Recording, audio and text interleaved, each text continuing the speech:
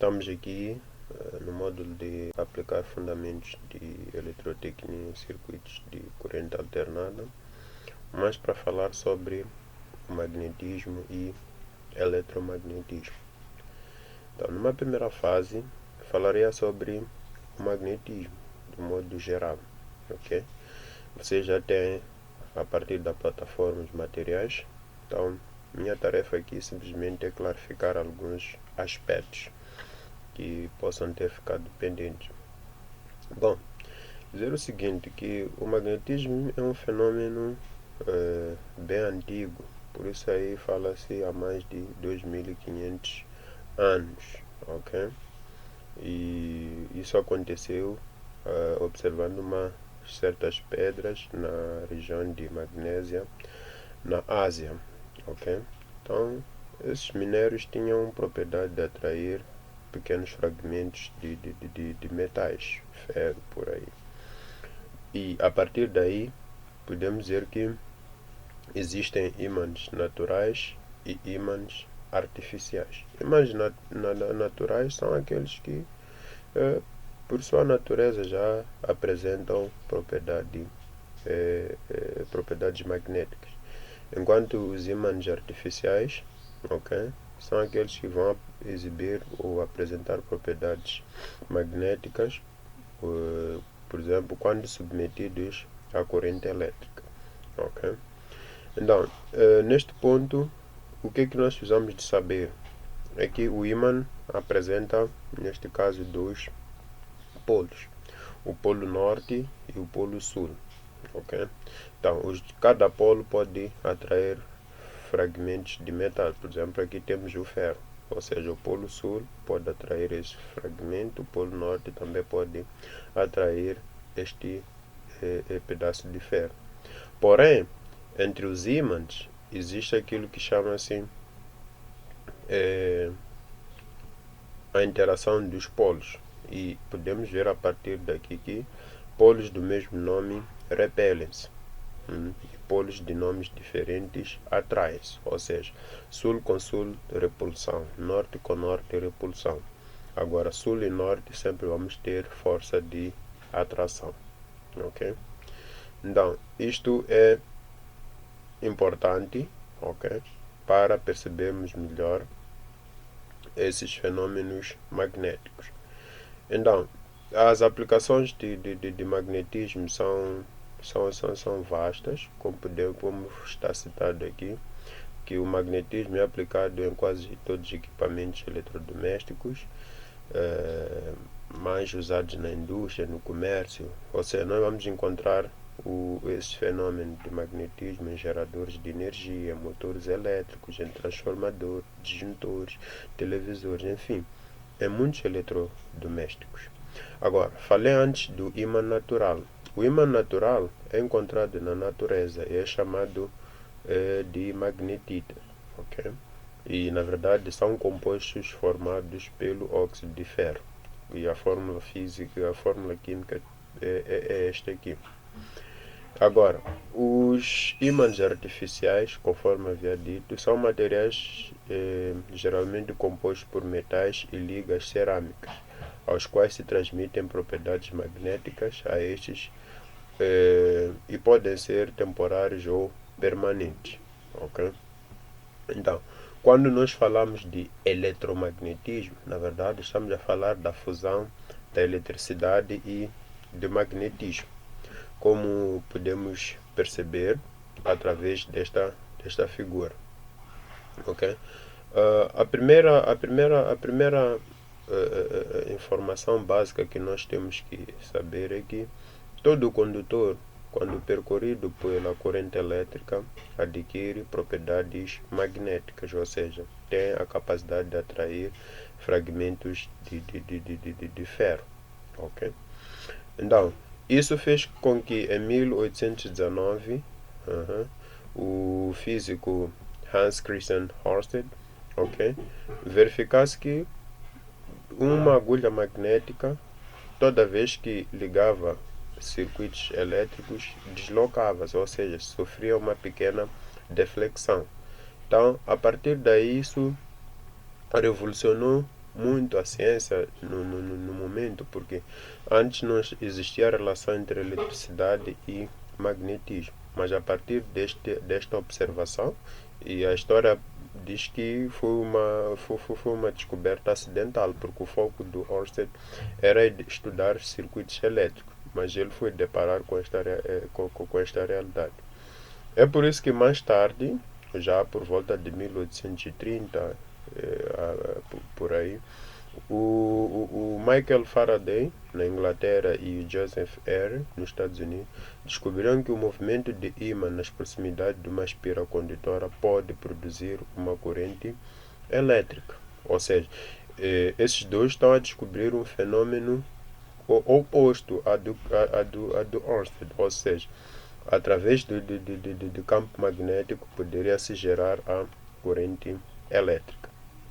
Então, isto de uma ou de outra maneira mudou muito o mundo até nos dias de hoje, porque é graças a essas descobertas que temos vários eletrodomésticos à nossa volta, okay, que usam esses princípios. Então, aqui, quando nós falamos sobre campo magnético, campo magnético é toda a região do espaço que fica modificado pela presença de um ímã. Por exemplo, aqui temos este ímã. Então, o ímã na sua volta cria um campo magnético. Então, são esses campos magnéticos que também nos permitem verificarmos as interações entre os ímãs. Antes havíamos dito que polos do mesmo nome repeliam-se, de nomes diferentes atraíam-se. Isso deve-se ao fato dos ímãs gerar, na verdade, um campo magnético. Então, quais são as propriedades do campo magnético? Nós vamos encontrar que as linhas do campo são sempre linhas fechadas, diferente do campo elétrico. Saem e voltam a um mesmo ponto. As linhas nunca se cruzam. Portanto, vocês poderão ler aqui e tirar toda a informação aqui necessária. Só para não deixar o vídeo assim muito longo. Então, mas para secundar a questão de eletromagnetismo, ok? Falo especificamente de indução eletromagnética. Precisamos de entender em primeiro lugar o que é isso de fluxo magnético. Então, fluxo magnético, né, corresponde ao conjunto de linhas que atravessam uma determinada superfície. E lembrar que sempre que as linhas atravessam uma superfície, há formação de um ângulo. Este ângulo pode ser maior que zero, mas pelos estudos diz-se que toda vez que o ângulo for igual a zero, o fluxo é máximo. Isso nós vamos ver por causa da forma, ou seja, uma razão trigonométrica. Aqui lembrar que a densidade do campo magnético, estamos a falar, por outras palavras, do próprio campo magnético. É medida em Tesla, ok? E a unidade de fluxo no sistema internacional é Weber, ok? Como podemos ver aqui. Conforme dizia antes, ok? A razão trigonométrica que se usa para esta relação é cosseno. E sabemos que o cosseno é 1, que corresponde ao valor máximo toda vez que o ângulo é igual a zero. Então, esta é a fórmula que relaciona, ok, o campo magnético, o fluxo e a área. Ok?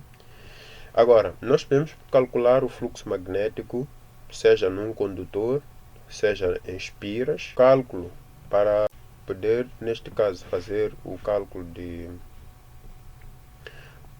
do fluxo numa espira ou bobina. Ou bobina é um conjunto de espiras, como podemos ver a partir daqui.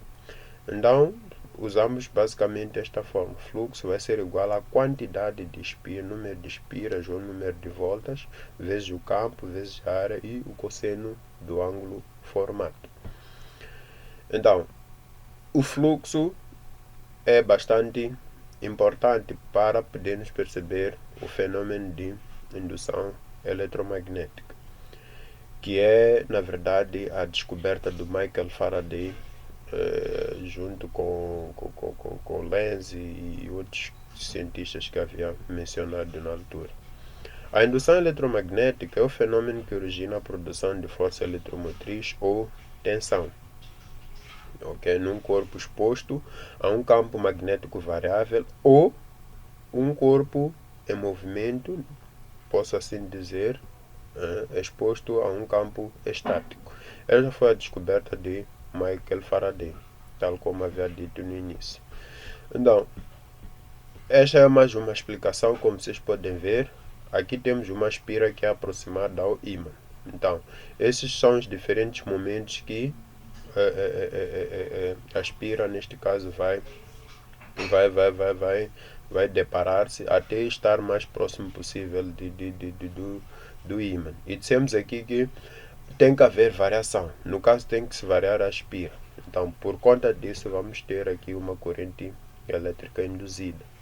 E, de uma forma resumida, podemos perceber que toda vez que houver variação do fluxo magnético, teremos uma corrente induzida.